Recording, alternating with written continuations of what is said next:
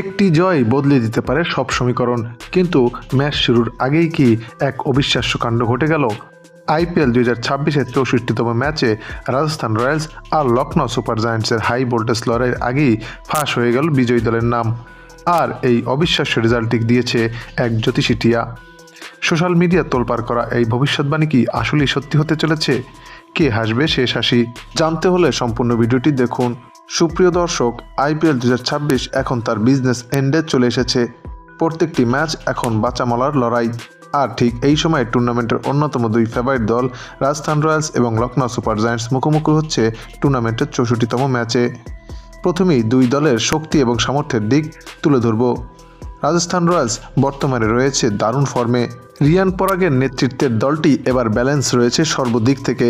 Batting লাইনআপে রয়েছে সূর্যবংশী এবং জয়সওয়াল মতো ব্যাটসম্যানরা, যারা পাওয়ার প্লের সুবিধা নিচ্ছেন। তা প্রতিপক্ষর কপালে চিন্তার ভাঁজও ফেলছে যথেষ্ট।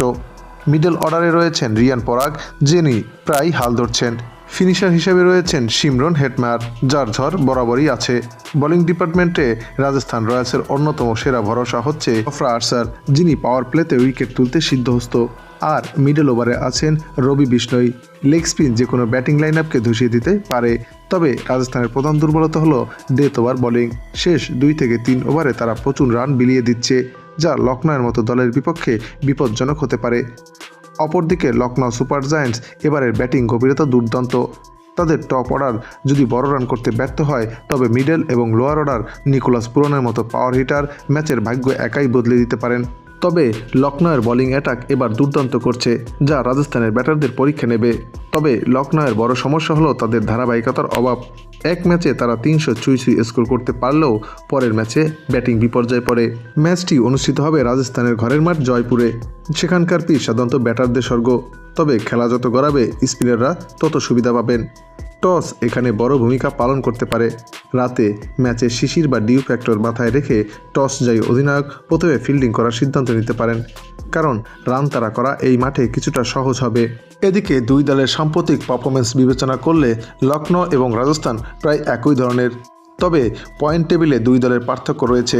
রাজস্থান রয়্যালস সর্বশেষ 12টি ম্যাচের মধ্যে 12 পয়েন্ট নিয়ে পয়েন্ট টেবিলের 6 নম্বর অবস্থান করছে। অপরদিকে লখনৌ সুপার জায়ান্টস সর্বমোট 12টি ম্যাচের মধ্যে মাত্র 4টিতে জয়লাভ করে 8 পয়েন্ট নিয়ে পয়েন্ট টেবিলের 10 নম্বর অবস্থান করছে। তাই তো এই ম্যাচের ফলাফল নিয়ে ক্রিকেট ভক্তদের মাঝে দেখা দিয়েছে তুমুল উত্তেজনা। যদিও এই দুই দলের সর্বশেষ 5 বারের দেখায় রাজস্থান রয়্যালস 3 বার এবং লখনৌ সুপার জায়ান্টস 2 বার জিততে পেরেছে। আর এ কারণেই এই ম্যাচের ফলাফল নিয়ে ক্রিকেট বিশ্লেষকদের মতে লখনৌ সুপার জায়ান্টসই এগিয়ে থাকবে।